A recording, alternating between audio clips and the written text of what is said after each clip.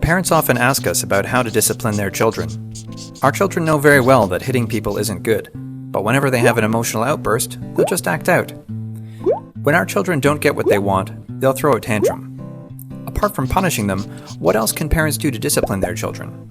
Well, without answering directly, let's think about another question. In the end, what's the real reason for children to act out? For a lot of adults, the first explanation that comes to mind would be, sometimes children are naughty and they don't listen to their parents. This is almost a universal idea. According to a survey conducted in the United States in 2015, 56% of parents believe that children have the ability to resist doing something that parents have forbidden before they are 3 years old. In other words, they only disobeyed their parents because they are naughty and did so deliberately.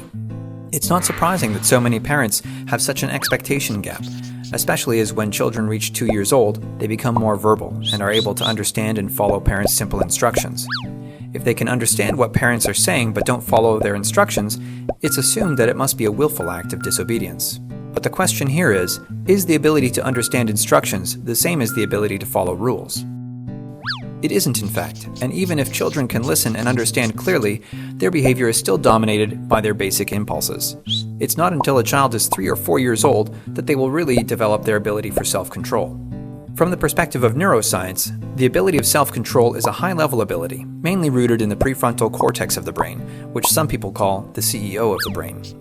The ability of self-control allows us to suppress basic impulses, emotions, and behaviors, and to assess the consequences of different actions on the achievement of longer-term goals. To put it in a simpler way, it helps us control our actions to make the right decisions and avoid impulsive actions that will leave us worse off. Just like an adult who is on a diet can be mindful of what to eat. However, research shows that brain development is not complete until early adulthood, somewhere around the age of 25. And part of this later brain development is in fact development in the prefrontal cortex, taking the longest to develop. Therefore, when a child is throwing a tantrum, parents do not need to shout at them or simply order them to stop immediately. Helping children strengthen their ability for self-control is a wise response in the long term. All the child needs to do is keep practicing self-control and repeatedly change their experience, which in turn builds the neural pathways associated with self-discipline. Let's go back to our example from the beginning, where the son hits others. What parents can do is help their children describe their feelings first. You were hitting others today because you were feeling very angry at the time. It's wrong to hit others. This will let the child know that this emotion is called angry and teach them to express feelings with words. By naming feelings, it allows children to develop a vocabulary of emotions so that the next time when they get angry, they can talk about their feelings instead of acting them out right away. But what do you do if the child begins to lose their senses and go out of control, or even if the parents themselves become upset? When both parties are overwhelmed with emotions, it's difficult to stay calm and talk with each other. In the worst-case scenario, the children may end up as victims of verbal or even physical abuse. If we want to communicate well within the family, we can make use of some tools or games to help express emotions. For example, parents can work together with their children to create some cards. Whenever someone is feeling emotional, they can make good use of the cards to remind each other to pause and discuss calmly together.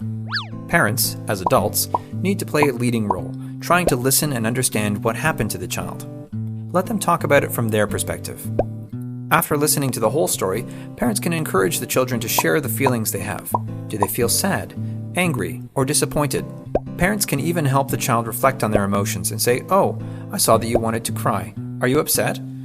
At the end of their explanation, parents can help them try to see how to solve the problem together, or how they should react when this happens again.